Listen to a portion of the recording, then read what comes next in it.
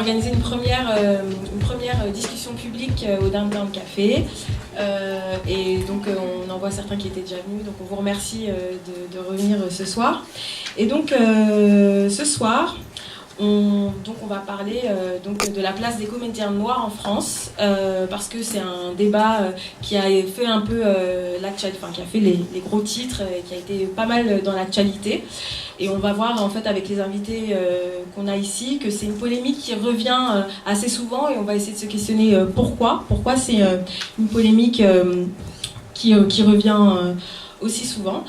Donc vous avez sans doute entendu parler de Oscar So White. Donc c'est une polémique qui a été, enfin en tout cas c'est un hashtag qui a été lancé par une femme américaine, noire américaine, sur les réseaux sociaux, parce qu'elle se plaignait justement du manque de représentation, de représentativité des Noirs en France. Des Noirs aux États-Unis, pardon, dans l'industrie hollywoodienne. Ça s'est déporté en Grande-Bretagne, et on s'est dit que, enfin, on a très peu vu, on a vu très peu d'articles en fait en France qui parlaient aussi de ce problème en fait de la place, enfin de ce problème. En tout cas, les Noirs dans l'industrie ne sont pas un problème en soi, mais il se trouve qu'il y a un problème avec leur présence dans l'industrie. Et donc on s'est dit que ce serait bien d'en parler avec des personnes qui font partie de cette industrie, qu'on n'entend pas forcément, et notamment nous ce qui nous a frappé, c'est que c'est un débat qui est resté quand même très très masculin, alors que justement le point de départ de cette polémique, si on peut l'appeler comme ça, c'est quand même une femme qui l'a lancée. Et à part Jada Pinkett Smith, on n'a vu aucune femme s'exprimer. Donc ça, c'était quand même assez interpellant, non pas qu'on veuille faire du féminisme de bas étage, mais il y a quand même aussi des problématiques qui sont aussi particulières justement sur la place des femmes en général, et en particulier des femmes noires dans cette industrie. Et donc c'est pour ça qu'on voulait en parler. Et donc se demander, est-ce que les comédiens, et nous on dit comédiennes au sens large du terme, est-ce qu'ils sont les éternels invisibles justement de l'industrie? Est-ce que c'est en fait un problème de surface, ou est-ce que c'est la partie émergée d'un problème plus profond et plus général dans l'industrie? Est-ce qu'il y a des initiatives et des choses à faire, des choses qui ont été faites, ou des choses qui sont en train d'être amorcées pour changer les choses? Et donc voilà, c'est pour ça que pour parler de tout ça, on a invité ce magnifique panel que vous voyez ici, composé principalement, mais pas que, mais de femmes, entre autres. Et donc pour commencer, on accueille donc Annabelle Langron, pour un peu d'applaudissements. Donc Annabelle Langron, qu'on a la chance d'avoir avec nous, qui est comédienne de théâtre et de cinéma, et qui fait plein d'autres choses dont elle pourra reparler avec vous. On a ensuite Claire Diao à l'autre bout de la table. Alors, il faut égrener toutes ses activités, parce que cette demoiselle ne s'arrête jamais. Donc, journaliste, critique de cinéma, qui organise le festival, la manifestation Quartier Lointain, qui est un festival itinérant qu'on vous invite à aller voir sur Facebook, au niveau de tous les événements qu'ils organisent, et qui fait énormément de choses entre ici, l'Afrique, et de toute façon tous les continents, mais voilà. Et donc, il y a la chaise là de Shirley Soignon, qui, vous avez peut-être vu, on a justement parlé de son initiative Afrocast. Donc c'était aussi l'occasion de pouvoir en parler aussi avec ceux qui ont lu l'article, et pas que, et ceux qui ont peut-être entendu parler de cette initiative. Elle en parlera, donc qui est comédienne, humoriste. Je fais la distinction parce qu'elle fait du stand-up, et puis après elle travaille aussi au cinéma, au théâtre. Elle est aussi productrice, et voilà, elle fait plein de choses aussi. Donc voilà, et on va débuter sans elle parce que le temps passe très vite. Voilà. Alors, donc... ah oui, pardon. Je suis tellement obsédée par le fait qu'il n'y a que des femmes, on est tellement contente qu'on s'est dit, allez, on passe à la suite. Non, pas du tout. Mais pardon, pas du tout. Voilà, Shirley Soignon, sous vos applaudissements. Il faut venir sur scène. On est en train de vous présenter. Est-ce qu'on sent être au bac? Non, mais c'est ici. Donc, mais si, le respect va venir, mais c'était pour le meilleur pour la fin en fait. Et donc nous avons aussi ici JP Zadi.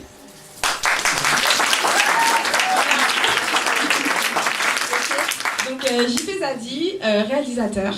Réalisateur américain, tout. D'accord. Que vous avez sans doute vu et entendu chez Move et Canal+, entre autres. Réalisateur de... T'as pas besoin de me présenter, il me connaît. D'accord, ok.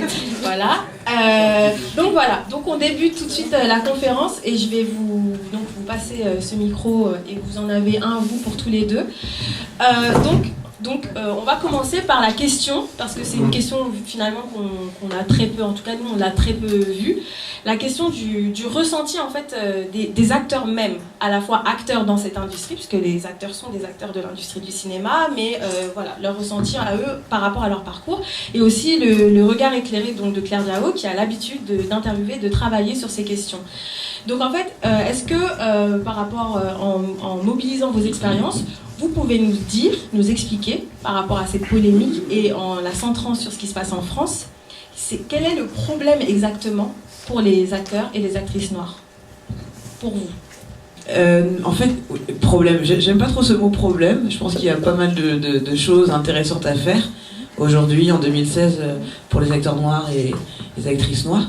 J'ai l'impression envie, il y a des gens dans une salle déjà.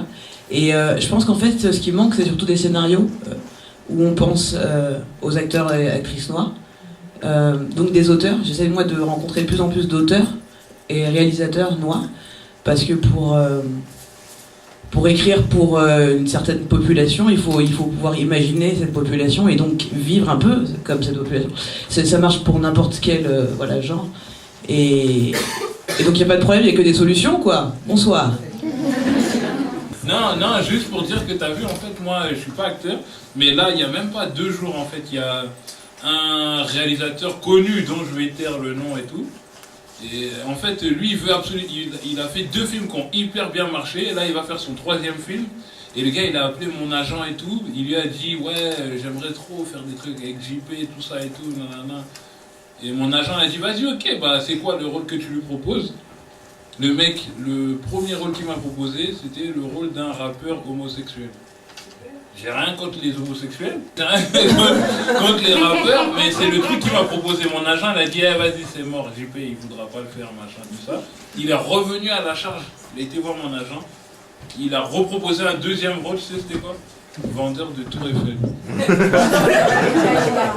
Moi, ce qui me pose problème, c'est qu'on me propose des rôles qui sont toujours les mêmes, c'est-à-dire des rôles qu'on a imaginés pour moi, des rôles qui sont pour moi, c'est-à-dire femme noire, soit je suis une panthère, donc déjà on m'assimile à un animal sauvage, voilà, soit donc dévêtue également, ça rentre en compte, soit on me propose un rôle...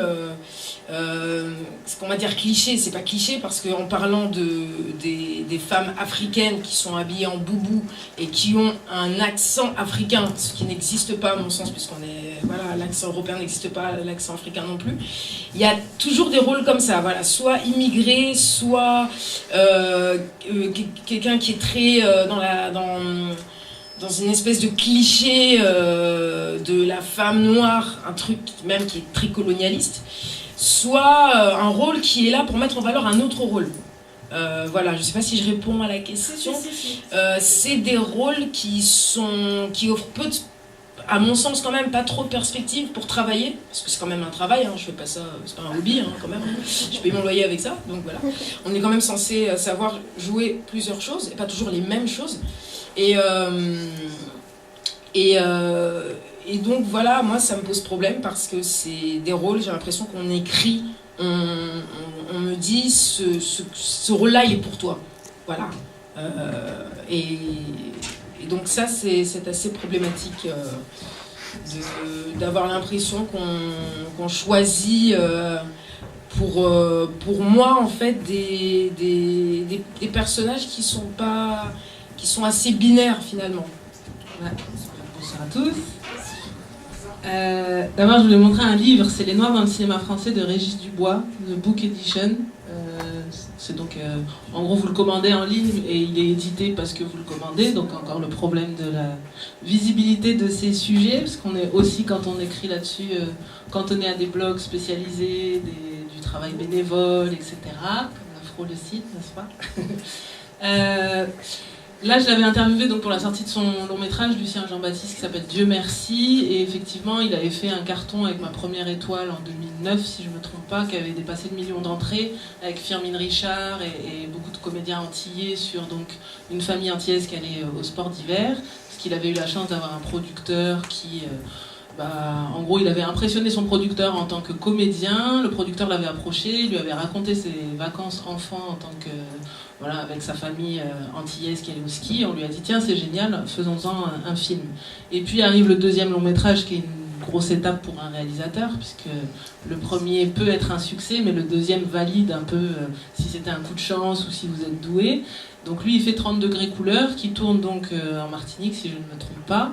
Et effectivement, là, il raconte le retour au pays d'un Antillais qui a eu du succès en France en tant qu'historien spécialiste de Marie-Antoinette. Et donc, ce qu'il dénonce là dans l'interview, c'est le fait que ça n'a pas du tout marché en salle. Et ça, je peux le dire parce que en 2012, j'étais avec lui dans des festivals. Les gens le reconnaissaient, les gens lui parlaient de Ma Première Étoile et il disait c'est quand le prochain film. Et en fait, il était atterré parce qu'il disait mais mon film est sorti et personne n'en a entendu parler ou personne n'y a été. Et c'est pour ça qu'il disait qu'il était presque trop en avance sur son temps parce qu'il y avait trop de comédiens noirs et du coup un comédien en plus historien spécialiste de Marie-Antoinette et pas spécialiste de l'esclavage ou d'une thématique noire.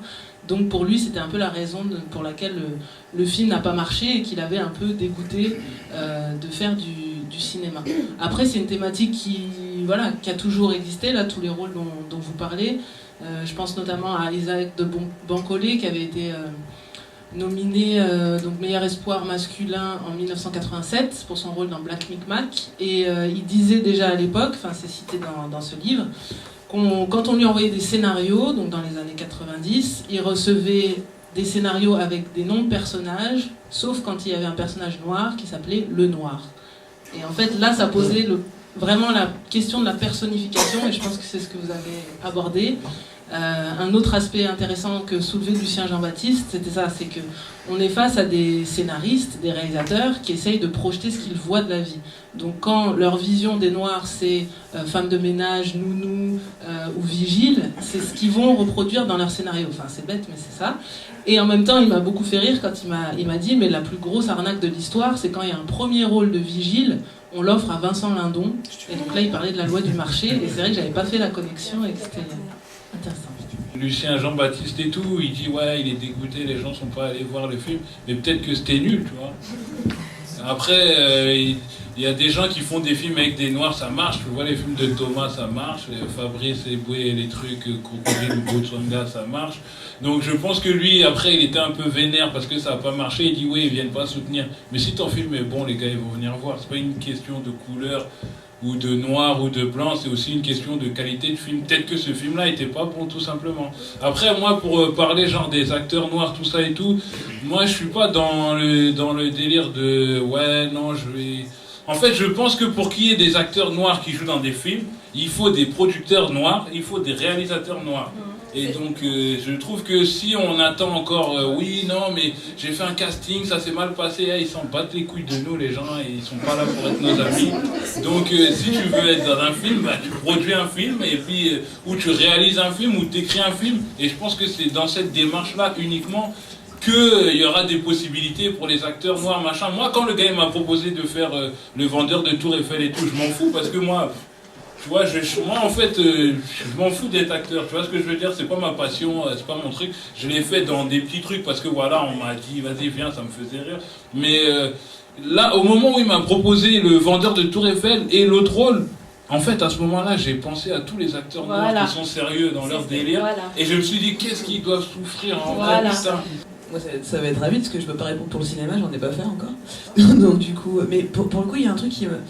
tu parlais du fait que les acteurs noirs qui sont en activité dont on parle pas, en fait tout ça s'entrecoupant en ma tête, je me dis que c'est aussi beaucoup une question de fierté, c'est-à-dire de fierté de communauté, c'est-à-dire qu'en fait on n'en parle pas parce que personne, enfin nous on n'est pas en train de se dire non plus, tu vois, dans un blog comme le tien, on a des actualités sur ces gens-là, on connaît leur actualité, on est content de les suivre, il n'y a pas cet élan-là, il n'y a pas cette dynamique-là, et c'est pas... Enfin, ça fonctionne, chaque communauté fonctionne comme ça, elle se donne des nouvelles. Et je pense que c'est un manque de fierté de connaissance de notre communauté dans l'activité du cinéma ou de la télé. Est-ce que tu veux parler Tu peux répéter l'accent? C'est juste. La c'est différence du temps, entre t'as le vu. cinéma et la Est-ce qu'il y a télé. des différences par rapport aux stéréotypes, aux rôles qui vous sont offerts et qui vous sont offerts précisément? Ah oui, moi je voulais dire par rapport aux rôles qui sont offerts, moi la panthère on m'a jamais proposé. Merci de rire, c'est gentil. Jamais dit, on m'a jamais dit. Garde tes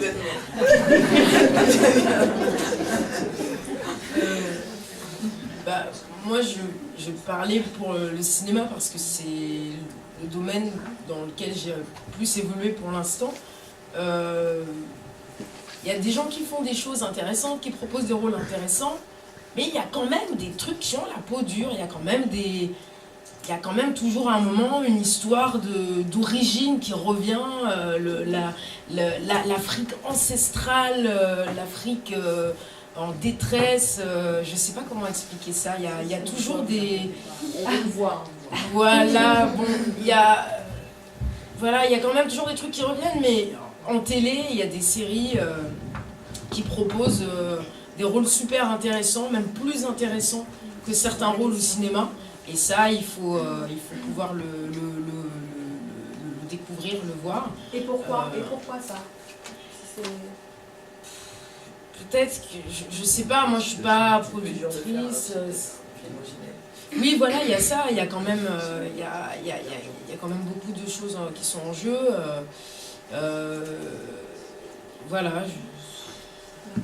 Moi, je vais réagir sur l'industrie, parce que le problème, ça reste quand même qu'il faut faire des montages financiers pour faire des films. Et du coup, on s'arrête à quelques personnes bankable. Donc, chez les acteurs en France, on connaît Omar Sy, Aïssa Maïga. Et à partir du moment où ces personnes disent non, les producteurs partent du principe qu'ils n'arriveront pas à financer le film. Donc, c'est soi-disant ces deux seuls acteurs en France qui pourraient permettre de lever des fonds. Donc c'est assez dur après d'avoir des débats où on vous dit il n'y a pas de comédiens noirs, on ne sait pas où ils sont, etc. Puisque tu dis que tu pourrais en faire un par jour. C'est ce qu'on fait. À mon avis, tu devrais l'envoyer à tous les directeurs de casting, etc. Donc voilà, il y a ce vrai problème financier. Après, pour rebondir sur ce que tu disais sur Thomas Nguijol, Fabrice Eboué, etc., Canal+ a quand même eu la force de frappe d'avoir une sorte de... C'est pas une niche, mais en tout cas, voilà, il y a eu un vivier d'acteurs, et en fait, quand on voit les succès en salle, c'est finalement, le public s'était habitué à la télévision, à ces personnes. Et à partir du moment où vous voyez Omar Sy à l'affiche d'Intouchable, vous tiltez, ah mais Omar Sy c'est le gars cool que je vois au service après-vente, donc je vais aller voir en salle ce qu'il vaut. Et là, il y a 19 millions de personnes qui se disent la même chose et qui vont le voir en salle. Donc du coup, il y a aussi cet impact de fidéliser, on va dire, un public qui regarde la télévision et après arriver au cinéma. Ce qui est beaucoup plus dur pour quelqu'un qui va arriver. On a tous entendu parler de Bande de filles. Bah, on attend toujours le prochain film de Khalidja Touré. Parce que voilà, elle a eu plein de presse, c'était ouais, c'est génial, un film avec des actrices noires, etc. Mais la suite, c'est quoi? Donc je pense qu'il y a eu un peu cet impact entre Canal+ et Après, Sorti il y a Et oui, je voulais juste ajouter que du coup on parlait des films qui fonctionnaient et t'as cité que des humoristes en fait. Et les humoristes, pour revenir sur le principe, c'est qu'ils créent des communautés parce qu'on va les voir dans des salles aussi, faut pas oublier ça. Puis ils font rire les gens. Donc il faut pas oublier que c'est pas le métier de comédien. Moi qui suis humoriste, c'est deux métiers totalement différents. Et puis, mais ça pose la question aussi qu'on cantonne justement souvent la diversité à la comédie. Enfin, c'est un truc qu'on avait eu, un échange qu'on avait eu avec Lucien Jean-Baptiste, tout à fait. où il disait il a un chèque long comme le bras qui l'attend pour faire Ma Première étoile 2. Bah oui, bien sûr. Et le problème de 30 degrés couleur, Mais c'était que c'était il y avait comédie des dramatique, etc. Ah oui, d'accord. Et on parlait des directeurs de casting aussi. Moi, du coup, en l'ayant lancé Afrocast, j'ai du coup dans les inscriptions eu pas mal de directeurs de casting et pas mal de propositions de casting. Du coup, donc c'est-à-dire qu'il y a une dynamique qui se met en place, il faut juste le faire, quoi, je pense. En fait, j'ai tweeté en fait. J'ai tweeté comme une humoriste. J'étais là en train de dire oui, je monte une agence web, la première agence web pour les acteurs afro en France. Parce que j'en ai marre qu'on m'appelle quand on cherche un acteur noir comme si j'étais chef de tribu. Et voilà. Et du coup, il y a eu beaucoup de retweets. Et ça commençait vraiment à monter. Et je me suis dit merde, là j'ai parlé, je peux pas rien faire derrière ça. Puis bon, j'ai tendance à toujours faire ce que je dis. Et du coup, le lendemain, pendant 24 heures, j'ai monté un site sans savoir vraiment où j'allais aller. Mais juste voir, effectivement, comme vous, avec la série, si je connaissais les acteurs et les actrices noires. Et puis ensuite, je me suis dit, bon bah là on a une plateforme, c'est chouette, ok, on a vu des visages, on fait quoi avec ça? Donc j'ai commencé à me dire que ce qui serait cool, c'est de pouvoir effectivement faire de ce site une espèce de forum communautaire, justement, comme Facebook, tu vois, tu peux discuter, aller sur les annonces, voilà, qui est vraiment que les gens puissent s'inscrire eux-mêmes, mettre leurs photos, leur profil, leur vidéo démo, et que après le profil soit validé, pour que moi j'ai pas à faire grand chose quand même derrière, parce que sinon je suis regardée. Et du coup... c'est toi qui l'as fait le site toi-même? Ouais, moi tout seul, ouais. Ah, ok. Ouais. Voilà.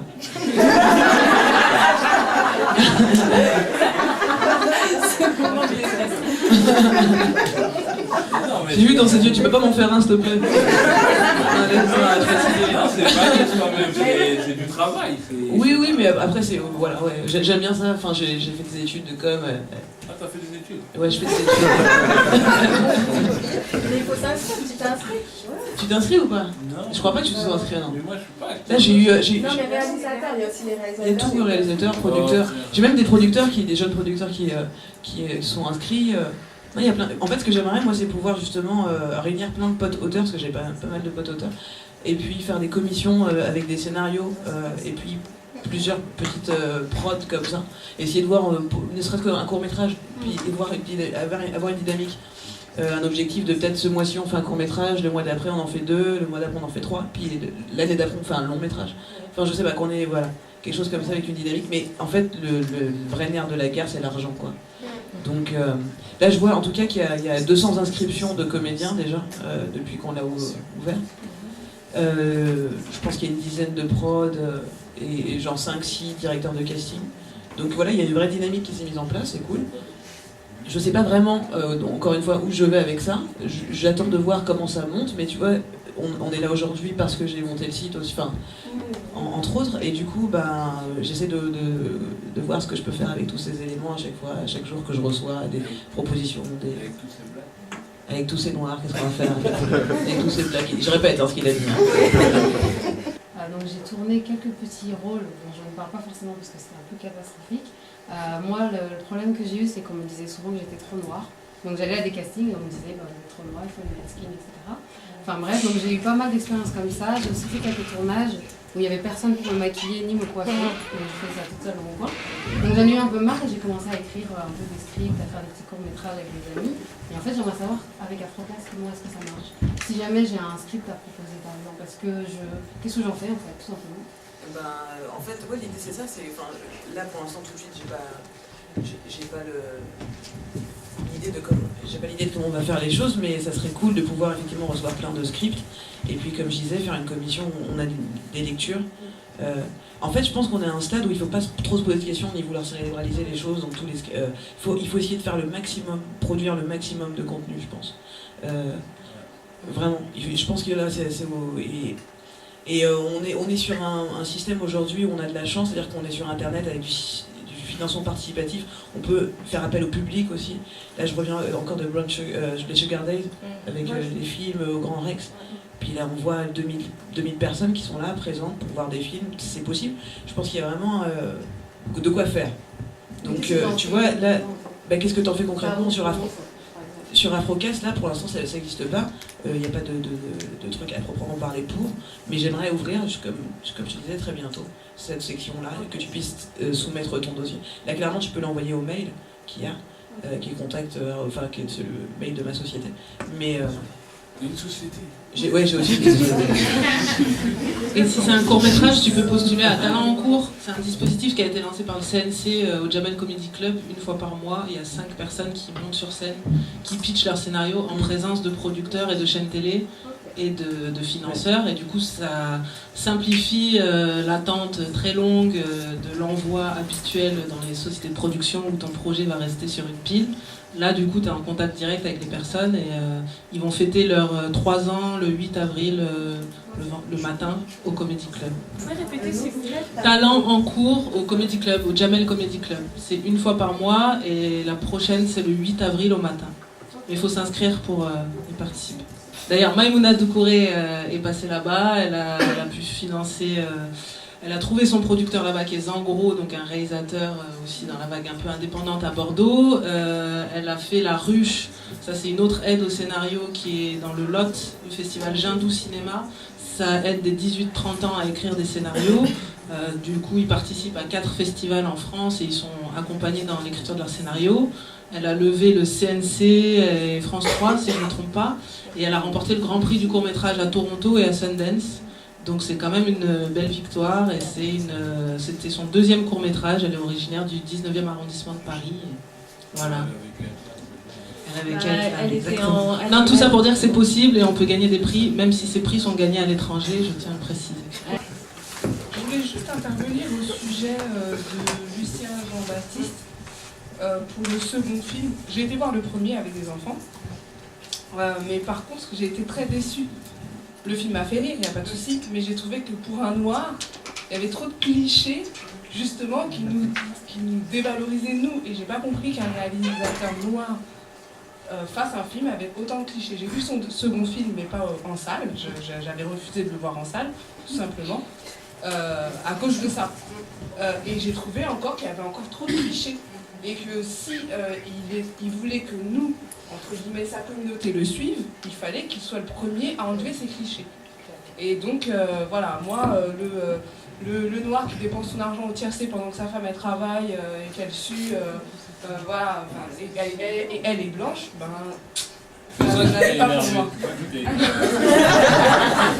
Ça faisait partie d'un des trucs qui m'énervait.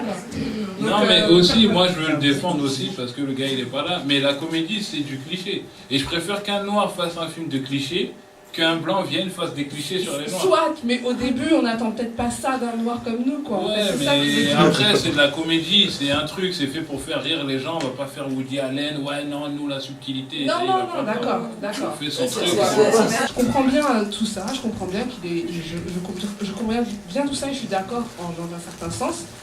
Mais déjà, on peut avoir des comédies dramatiques, on peut faire des choses dramatiques. Mais lui, il n'a pas le temps, frère. Donc maintenant, il veut faire de l'humour, ok. Mettez son avocat. Je le défends parce qu'il n'est pas là. Et c'est facile de dire oui, il y a des clichés. Mais tu viens de me descendre, J'ai descendu parce que je sais.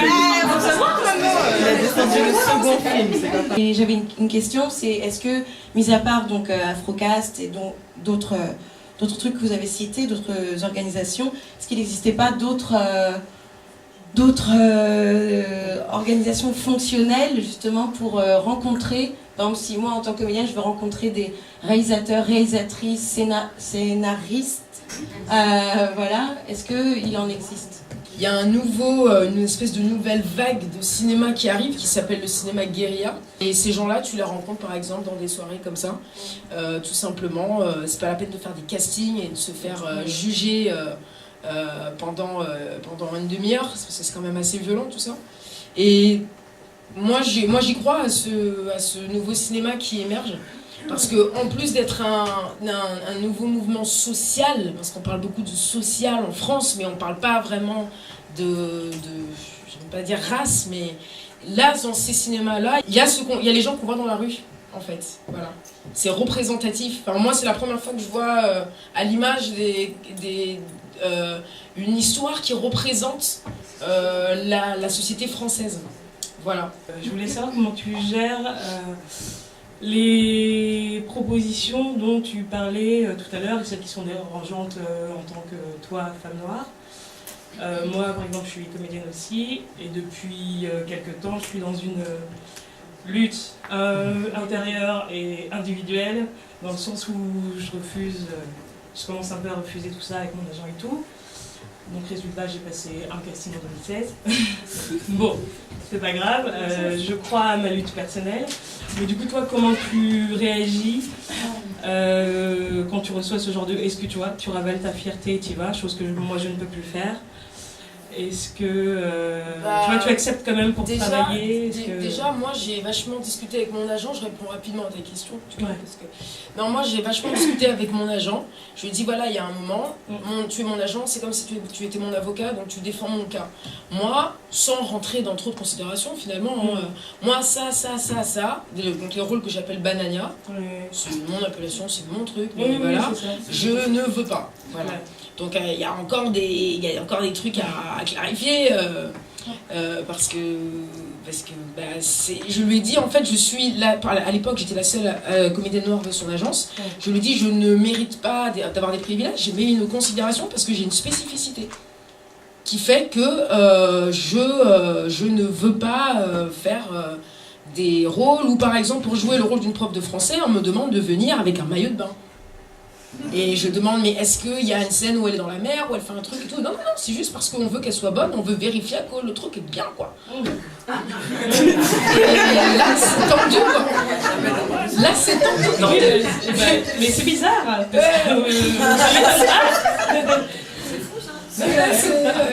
Donc, non, mais ça, donc, voilà, c'est quelque chose. Oui, d'abord, il y a, comme tu dis, il y a ce que tu veux et ce que tu ne veux pas à l'intérieur de toi. Et puis, concrètement, il faut voir ça avec la personne qui est là pour te défendre. Oui, ça, c'est ce que je fais également. Mais comme finalement, je connais pas tant de comédiennes noires, parce que peut-être ton site permettra de savoir, tu vois, je me dis, je suis toute seule dans ma lutte. En fait, non, il y en a plein qui sont dans ce rejet-là, mais on n'en entend pas tant parler et on se réunit pas et on n'est pas dans et puis, moi en tout cas, je suis pas venue ici pour que pour me plaindre en tout cas. Non, pas que pour te plaindre, mais... Non, mais c'est un truc qu'il faut se dire, parce qu'à un moment, c'est vrai que ces luttes intérieures, elles sont vachement usantes et pénibles, mais il faut aussi se dire, comme Shirley qui a pris l'initiative de faire ça, et d'ailleurs vraiment, merci, cool. Il faut aussi toi te faire ton propre ta propre entreprise intérieure et aller plutôt de l'avant plutôt que de rejeter, parce qu'à un moment si tu rentres, comme ça m'a pu m'arriver, ça a duré très peu de temps, t'arrives en casting et justement ce fameux casting du maillot de bain où je me suis vraiment vénère, j'ai dit mais pourquoi en fait, il me dit vous voulez pas vous mettre en maillot de bain, je fais non, pourquoi, vous êtes musulmane monsieur, ça ne vous regarde pas, ça ne vous regarde pas, et bref, il y a un moment, tu sais, si le truc ne te convient pas, tu peux déjà emmener quelque chose, toi, personnellement, tu vois ce que je veux dire, qui fait que le rôle devient un petit peu plus ce que tu voudrais qu'il soit, et puis si c'est mort, next, comme force de proposition. Merci. Ça me paraît hyper important de rappeler que si tu vois pas d'informaticiens dans les rôles donnés au cinéma français, c'est parce que, encore une fois, on n'a pas l'argent. L'argent, si on avait du pouvoir au cinéma, avec nos productions, eh bien, on nous respecterait aussi dans les rôles qu'on nous donnerait. C'est-à-dire que c'est représentatif exactement de ce qui se passe. Avant, c'était les Arabes. Je sais pas si tu as remarqué, les Arabes, ça va mieux au cinéma maintenant. Ouais. On est d'accord. Non, mais c'est sérieux ce que je dis. Ils ont commencé à créer de l'argent pour leur communauté. L'argent, n'oubliez pas, c'est pas un gros mot. C'est juste... on est en train de s'étonner pourquoi on nous fait ramasser des poubelles dans les films, parce qu'on n'a pas l'argent.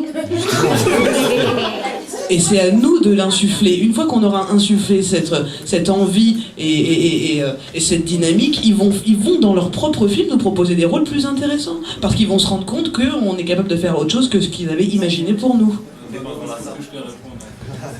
Non, parce que là, ce que tu viens de dire, c'est intéressant, mais je suis pas d'accord avec toi. Je pense pas que ce soit une histoire d'argent.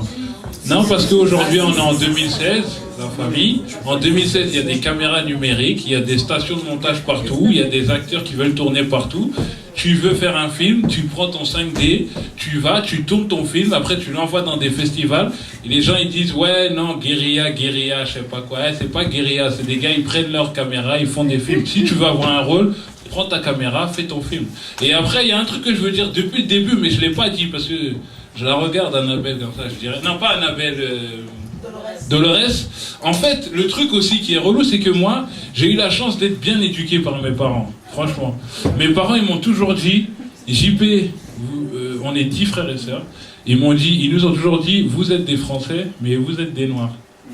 Donc, ce qui fait que, depuis tout petit, j'ai toujours su que je suis français, tu vois ce que je veux dire, mais je sais que je suis pas à ma place et qu'ils veulent pas de moi. Donc, alors, depuis que je suis petit, je fais en conséquence, sans avoir besoin d'eux, en faisant mes propres trucs, en faisant mes propres bails, mes propres films, mes propres trucs et tout. Et une fois qu'on aura, là je rejoins le discours de Shirley, une fois qu'on aura créé notre propre dynamique et qu'ils vont voir que sans eux, frère, on peut faire des trucs, on n'a pas besoin d'eux, là ils vont arriver. Mais quand on est là, on demande, ouais, je veux faire un casting, ils veulent pas de nous, frère. On n'est pas prévu au planning. Ça fait depuis 1600, je sais pas quoi, ils ont rencontré des Africains, on est en 2007, ils veulent pas, frère. Je dis la vérité. Ils veulent pas. Donc en fait, ce qu'il faut faire, c'est créer sa propre dynamique, comme le truc de Shirley, prendre des caméras 5D, aller voir des gars qui veulent être acteurs. Moi, je parle pas, mais moi, j'ai fait 3 films. J'ai fait 3 films tout seul. Les films, ils ont eu du succès, tout ça et tout. Et comment j'ai fait? Bah, j'ai pris ma caméra, frère, je suis parti tourner. J'ai vu mes cousins qui voulaient se prendre pour des acteurs. Et ils ont fait les acteurs dans mes films. Des gars qui voulaient jouer, qui voulaient faire les comédiens, ils ont fait les comédiens. Aujourd'hui, j'ai fait mes films. J'ai fait mes bails à Canal, tout le machin, tout ça et tout. Mais il faut arrêter de dire... Oui, non, mais dans les castings, on nous dit ça. Nique sa mère, les castings.